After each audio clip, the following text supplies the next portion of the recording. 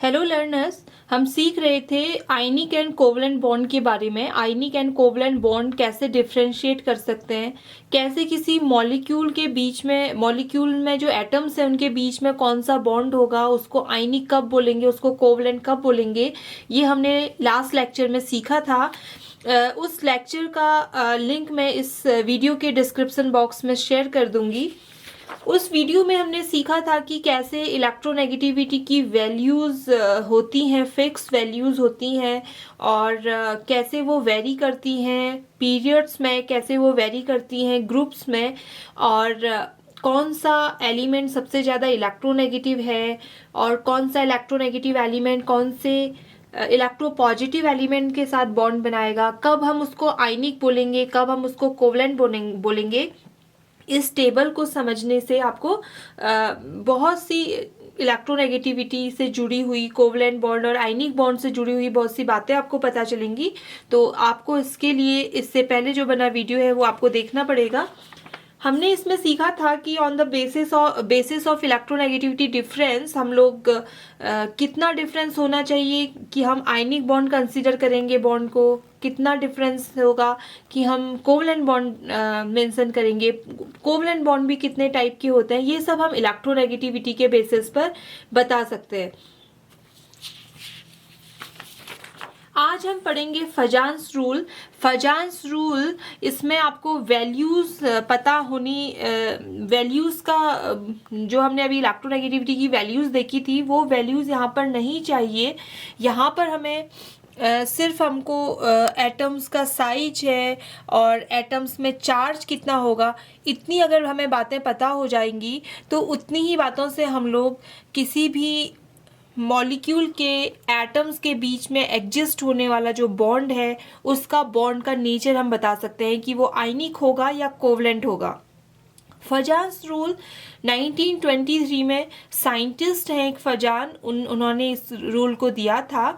According to this rule कोई भी जो बॉन्ड होगा वो 100% ना तो कोवलेंट होगा ना 100% वो आयनिक कैरेक्टर शो करेगा। अगर कोई बॉन्ड कोवलेंट बॉन्ड कहलाता है तब भी उसमें कुछ ना कुछ परसेंट आयनिक कैरेक्टर होगा, अगर कोई आयनिक बॉन्ड कहलाता है तो तब भी उसमें कुछ ना कुछ परसेंट कोवलेंट कैरेक्टर होगा। तो कितना परसेंट कोवलेंट कैरेक्टर होगा इसको भी हम इस वैल्यू को भी हम निकाल सकते हैं। कितना उसमें आयनिक कैरेक्टर होगा ये भी हम निकाल सकते हैं। कब हम कितना परसेंटेज होने पर हम कोवलेंट बोलेंगे, कितना परसेंटेज होने पर आयनिक बोलेंगे, ये सब फजान्स रूल से ही आपको क्लियर होगा। तो देखिए इसमें क्या है, जो फजान रूल बताता है, covalent molecule show some ionic character and ionic compound show some covalent character. Covalent and ionic character of any molecules is described by Fajans rule which depends on following factors कि आयनिक and covalent character किसी molecule में कितना होगा, ये जो अब मैं factors आपको बताऊंगी उन फैक्टर्स पे डिपेंड करता है। सबसे पहला फैक्टर है चार्ज का। अगर मॉलिक्यूल में जो भी एटम है 2 एटम से बना होगा, कोई भी मॉलिक्यूल मिनिमम 2 एटम से मिलकर बना होता है कोई भी मॉलिक्यूल, और उसमें जो 2 एटम्स होते हैं वो डिफरेंट डिफरेंट टेंडेंसी के हो सकते हैं। जैसे एक कैटायन होगा, एक एनायन होगा, और सेम भी हो सकते हैं, मगर अगर उनमें थोड़ा भी अगर उसमें आयनिक कैरेक्टर होता है तो दोनों एटम्स के बीच में थोड़ा डिफरेंस होना चाहिए, तभी उनमें आयनिक कैरेक्टर आएगा।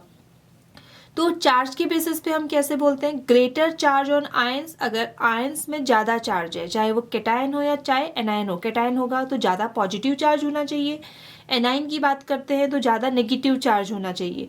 जितना ज़्यादा कैटायन या एनायन में चार्ज होगा, मोर कोवलेंट कैरेक्टर, उतना ज़्यादा उस मॉलिक्यूल का कोवलेंट कैरेक्टर होगा।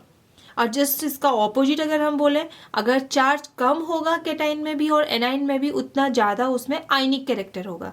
देन जो दूसरा फैक्टर है वो है साइज का।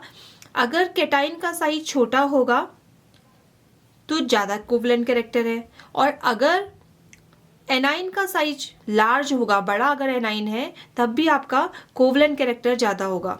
और इसका जस्ट ऑपोजिट अगर हम देखें, अगर हमारा कैटाइन लार्जर होगा और एनाइन स्मॉलर होगा तो उस केस में हमारा आयनिक कैरेक्टर ज़्यादा होगा। तीसरा मेन जो फैक्टर्स हैं वो दो ही फैक्टर हैं जो डिस्कस किए जाते हैं फजान्स रूल में। एक चार्ज का कंसेप्ट है और एक साइज का कंसेप्ट है। उसके अलावा भी मैं आपको दो फैक्टर और बताती हूँ कि कब हमारा कोवलेंट कैरेक्टर ज़्यादा होता है।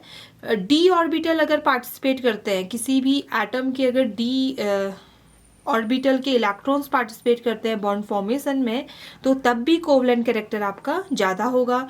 और अगर चौथा फैक्टर है, अगर आपका incomplete valence shell electronic configuration है, incomplete valence shell electronic configuration अगर किसी एटम की है, तो तब भी कोवलेंट कैरेक्टर होने की टेंडेंसी ज़्यादा होगी। अब देखिए समझते हैं, जो फजान्स रूल है वो दो फिनोमिना पे काम करता है। एक होता है पोलराइजिंग पावर, एक होती है पोलराइजेबिलिटी। और इन दोनों का जो कंबाइंड कंसेप्ट होता है उसको बोलते हैं पोलराइजेशन। पोलराइजेशन का मतलब किसी भी मॉलिक्यूल को पोलर होने की जो टेंडेंसी है, पोल्स में डिवाइड होने की जो टेंडेंसी है। पोल्स का मतलब है एक तरफ केटाइन और एक तरफ एनाइन की टेंडेंसी नेगेटिव है, और पॉजिटिव होने की टेंडेंसी जो है उसको पोलराइजेशन बोलेंगे।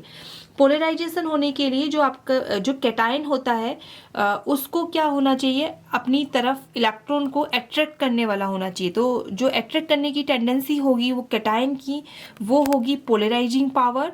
और इस अट्रैक्शन के थ्रू जो डिस्टॉर्शन हो जाएगा एनाइन के शेप में, उसको हम बोलते हैं पोलराइजेबिलिटी ऑफ एनाइन।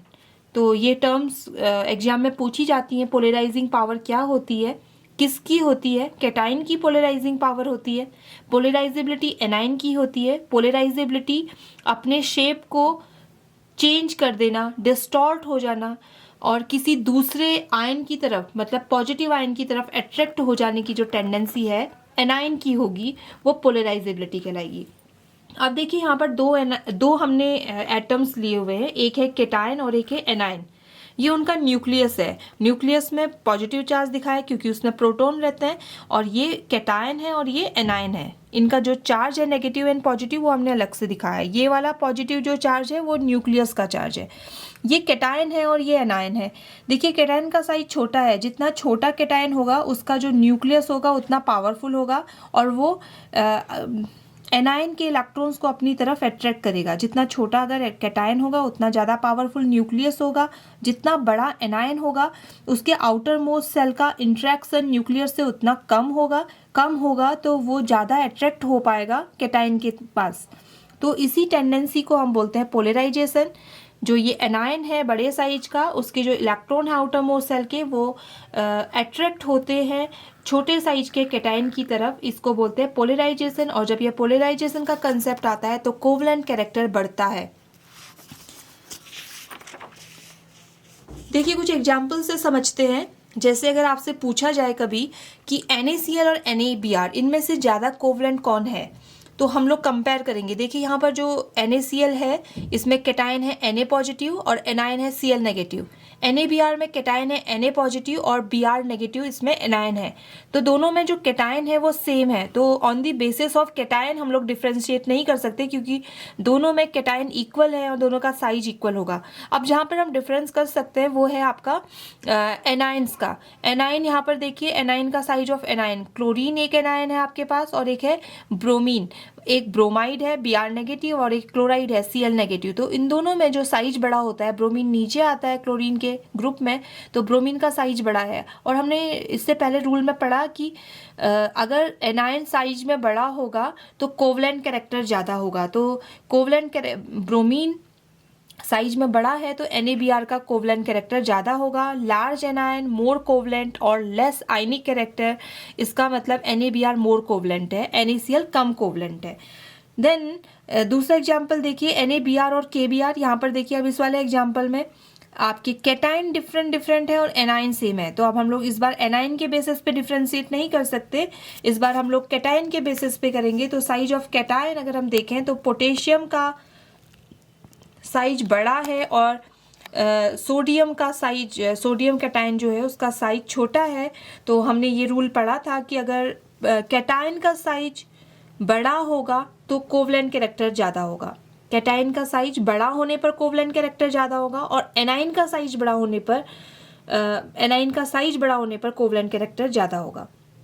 तो यहाँ पर देखिए सॉरी, कैटाइन का साइज छोटा होने पर, कैटाइन जितना छोटा होगा उतना ज़्यादा उसका कोवलेंट कैरेक्टर होगा। तो यहाँ पर देखिए छोटा जो है वो है सोडियम कैटाइन, सोडियम का जो कैटायन है वो है छोटा साइज का, और इसलिए इसका कोवलेंट कैरेक्टर ज़्यादा होगा। तो NaBr और KBr में जिसमें ज़्यादा कोवलेंट कैरेक्टर होगा वो NaBr होगा।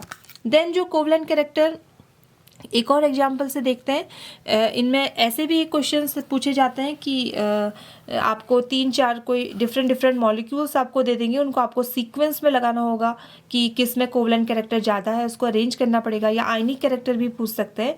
तो यहाँ पर देखिए बेरिलियम और हैलोजेंस के जो मॉलिक्यूल है उनका एक सीक्वेंस दिया हुआ है। तो बेरिलियम तो सब में कॉमन है, और यहाँ पर जो चेंज हो रहा है वो हो रहा है A9, iodine, bromine, chlorine and fluorine. तो जितना बड़ा साइज है, एनाइन का जितना बड़ा साइज होता है उतना ज़्यादा कोवलेंट कैरेक्टर होता है। तो आयोडीन का साइज बड़ा है, इसलिए इस वाले का बेरिलियम का आयोडीन के साथ जो मॉलिक्यूल है वो आपका कोवलेंट कैरेक्टर उसमें सबसे ज़्यादा होगा, देन ब्रोमीन के साथ, देन क्लोरीन के साथ, देन फ्लोरीन के साथ। ऐसे ही कुछ एग्जांपल सोडियम के हैं, सोडियम के हैलोजेंस के साथ मॉलिक्यूल बना हुआ है, तो इसमें भी जो कोवलेंट कैरेक्टर होगा वो आयोडीन वाले के साथ सबसे ज़्यादा होगा। उसमें सीक्वेंस में ही लिखा हुआ है, देखिए इसमें साइन के साथ मेंशन किया हुआ है कि कोवलेंट कैरेक्टर किस में ज़्यादा होगा। ऐसे ही देखिए अब डिफरेंट यहाँ पर देखिए आपका जो अब हम लोग यहाँ पर चार्ज की बात करेंगे। यहाँ पर सोडियम 1 पॉजिटिव चार्ज है, मैग्नीशियम में 2 पॉजिटिव चार्ज है, एल्यूमिनियम में 3 पॉजिटिव चार्ज है, और यहाँ पर जो एनाइंस है वो तीनों में सेम है एनाइंस। तो यहाँ पर हम लोग जो डिफरेंस कर सकते हैं वो कैटाइन के चार्ज के बेसिस पे कर सकते हैं। जितना ज़्यादा चार्ज होगा उतना ज़्यादा कोवलेंट कैरेक्टर। इसमें 3 पॉजिटिव चार्ज हैं तो इसका न्यूक्लियस उतना ज़्यादा छोटा होगा और कोवलेंट कैरेक्टर ज़्यादा होगा, तो एल्यूमिनियम वाले का कोवलेंट कैरेक्टर ज़्यादा होगा। ऐसे ही नेक्स्ट एग्जाम्पल में देखिए, यहाँ पर आपका एल्यूमिनियम सेम है, कैटाइन इस बार सेम है, जो डिफरेंस आ रहा है वो है एनाइंस के बीच में। तो ब्रोमीन का साइज सबसे बड़ा होता है, इसलिए कोवलेंट कैरेक्टर यहाँ ज़्यादा होगा। ऐसे ही देखिए यहाँ पर आप कैटाइन नेक्स्ट में देखिए, कैटाइन का साइज है, कैटाइन जितना छोटा होगा उतना ज़्यादा कोवलेंट कैरेक्टर होगा, तो लिथियम वाला सबसे ज़्यादा कोवलेंट कैरेक्टर होगा। फिर से एक बार इसको समराइज करते हैं, फिर से देखते हैं कि कोवलेंट एंड आयनिक बॉन्ड में डिफरेंस कैसे कर सकते हैं। लो पॉजिटिव चार्ज, अगर लो पॉजिटिव चार्ज है, कम पॉजिटिव चार्ज है तो आयनिक कैरेक्टर ज़्यादा होगा। हाई पॉजिटिव चार्ज है तो कोवलेंट कैरेक्टर ज़्यादा होगा। लार्ज अगर कैटाइन है तो आयनिक होगा, स्मॉल कैटाइन में कोवलेंट होगा। स्मॉल एनाइन होगा तो आयनिक कैरेक्टर, लार्ज एनाइन में कोवलेंट कैरेक्टर। अब इनमें से आप कोई भी एक को याद कर लीजिए तो दूसरा उसका जस्ट ऑपोजिट होगा। जैसे अगर आपको सिर्फ कोवलेंट के फैक्टर्स याद कर ले कि positive charge high, small cation, large A9, covalent character ज़्यादा, तो उसका जस्ट ऑपोजिट आयनिक कैरेक्टर हो जाएगा। देन देखिए यहाँ पर कुछ इस पूरे फजान रूल से क्या सिग्निफिकेंस क्या है इसका, क्या चीज़ें हम इससे फाइंड कर सकते हैं। तो जो कोवलेंट कैरेक्टर होगा वो डायरेक्टली प्रोपोर्शनल होगा पोलराइजेशन ऑफ एनाइन के। कोवलेंट कैरेक्टर डायरेक्टली प्रोपोर्शनल होगा आयनिक पोटेंशियल के। कोवलेंट कैरेक्टर डायरेक्टली प्रोपोर्शनल होगा charge of cation and charge of anion. Covalent character directly indirectly proportional होगा radius of cation and size of cation. Covalent character directly proportional होगा size of anion और radius of anion. Melting point का भी एक relation निकल सकता है यहाँ से। Melting point of compound directly proportional होगा आयनिक कैरेक्टर, जिसका आयनिक कैरेक्टर ज़्यादा होगा उसका मेल्टिंग पॉइंट भी ज़्यादा होगा। Then melting point of compound indirectly proportional to covalent character, जिसका कोवलेंट कैरेक्टर ज़्यादा होगा उसका मेल्टिंग पॉइंट कम होगा। तो ये एक रिलेशनशिप, एक सिग्निफिकेंस है कि कोवलेंट कैरेक्टर या फजान रूल से हम लोग फाइंड कर सकते हैं। तो देखिए इसमें फजान रूल में जो क्वेश्चंस पूछे जा सकते हैं किस तरीके से पूछे जा सकते हैं, आपके यूनिवर्सिटी एग्जाम में या किसी कॉम्पिटिशन्स में भी पूछे जा सकते हैं। तो कुछ प्रैक्टिस के लिए आपके मैं क्वेश्चंस दे रही हूँ। जैसे क्वेश्चन पूछा जा सकता है डिफाइन फजान्स रूल, तो आपको सारे फैक्टर्स के साथ उसका स्टेटमेंट और विथ डायग्राम आपको ये बताना पड़ेगा एग्जाम्पल से डिफरेंट चार्ज वाले, साइज वाले, कि फजान रूल कैसे काम करता है। Then what is polarizing power and what is polarizability. तो मैंने आपको ये बताया पोलराइजिंग पावर क्या होती है, पोलराइजेबिलिटी क्या होती है। पोलराइजिंग पावर पोलराइजिंग पावर और पोलराइजिबिलिटी का जो कॉमन फिनोमिना होता है उसको हम पोलराइजेशन बोलते हैं, और किसकी पोलराइजिबिलिटी होती है ये हम अब डिस्कस कर चुके हैं। Then how is polarizability increased, कैसे हम पोलराइजिबिलिटी को इंक्रीज कर सकते हैं, वो भी अब इस वीडियो से आप लोग समझ गए होंगे कि पोलराइजिबिलिटी जो मैंने आपको भी बताया था, पोलराइजिबिलिटी होती है एनाइंस की। पोलराइजिबिलिटी को इंक्रीज करने के लिए आपको एनायन का साइज इंक्रीज करना होगा। जितना ज़्यादा साइज होगा एनायन का, जितना बड़ा एनायन होगा और जितना ज़्यादा इसमें चार्ज होगा, उतना ज़्यादा पोलराइजिबिलिटी इंक्रीज हो जाएगी। तो ये क्वेश्चन में पूछा हुआ है कि कैसे हम पोलराइजिबिलिटी इंक्रीज कर सकते हैं। तो पोलराइजिबिलिटी को इंक्रीज करने के लिए हमको जो एनायन है, एनायन के इलेक्ट्रॉन्स को न्यूक्लियस से दूर करना होगा ताकि वो इजीली अट्रैक्ट हो जाए टूवर्ड्स कैटायन। देन क्वेश्चन है which element has the highest polarisability, कौन सा ऐसा एलिमेंट है पूरी पीरियोडिक टेबल में जिसका सबसे ज़्यादा पोलराइजिबिलिटी होता है। पोलराइजिबिलिटी मतलब जिसके इलेक्ट्रॉन्स जल्दी से अपने ऑर्बिटल से दूसरे ऑर्बिटल कैटायन की तरफ शिफ्ट होने की कोशिश करेंगे, जो जल्दी डिस्टॉर्ट होने की कोशिश करेगा। तो हमको इसके लिए हमको चाहिए जो सबसे ज़्यादा इलेक्ट्रोनेगेटिव एलिमेंट होगा और जिसका साइज सबसे बड़ा होगा, ऐसा एलिमेंट हाईएस्ट पोलराइजिबिलिटी को शो करेगा। तो पूरी पीरियोडिक टेबल में अगर हम लोग चेक करें तो एंटीमनी Sb, एंटीमनी एक ऐसा एलिमेंट है जिसका साइज बड़ा होता है और जिसकी इलेक्ट्रोनेगेटिविटी बहुत कम होती है। तो इस बेसिस पे हम लोग ये कंक्लूजन निकालेंगे कि हाईएस्ट पोलराइजिबिलिटी एंटीमनी की होगी। देन एक क्वेश्चन ऐसे भी पूछा जा सकता है what are Fajans rule of covalent nature. Fajans rule discuss करना है, फिर से यही क्वेश्चन है जो फर्स्ट है, डिफाइन फजान्स रूल, या फजान्स रूल को ऐसे ना लिख के what are Fajans rule of covalent nature ऐसे भी पूछ सकते हैं। तो ये आपका आयनिक एंड कोवलेंट बॉन्ड के बीच में डिफरेंस मैंने आज आपको बताया, और ये दोनों तरीके का डिफरेंस आपको पता चल गया इन दो लेक्चर्स से। इससे पहले वाला लेक्चर जिसमें मैंने आपको क्वांटिटेटिव डिफरेंस बताया था on the basis of electronegativity difference, और आज मैंने आपको बताया था क्वालिटेटिव डिफरेंस। क्वालिटेटिव डिफरेंस में आपको कोई वैल्यूज़ नहीं चाहिए, सिर्फ आप साइज और चार्ज को देखकर कोवलेंट और आयनिक कैरेक्टर बता सकते हैं। फजान रूल इसे बोलते हैं, और ये कम्प्लीटली अब दोनों को मिला के, इलेक्ट्रोनेगेटिविटी के डिफरेंस और फजान रूल दोनों को मिला के कंप्लीट हो गया आपका आयनिक एंड कोवलेंट बॉन्ड में differentiate. And ionic and covalent bond किसे कहेंगे, डेफिनेशन से आप इनको भी समझा सकते हैं। तो आज की वीडियो में बस इतना ही। आगे भी मैं ऐसे कुछ छोटी छोटी वीडियोज़ आपके लिए लाते रहूँगी। कुछ सजेशंस होंगे तो आप मुझे मैसेज बॉक्स में आप उनको ड्रॉप कर सकते हैं। Thank you so much.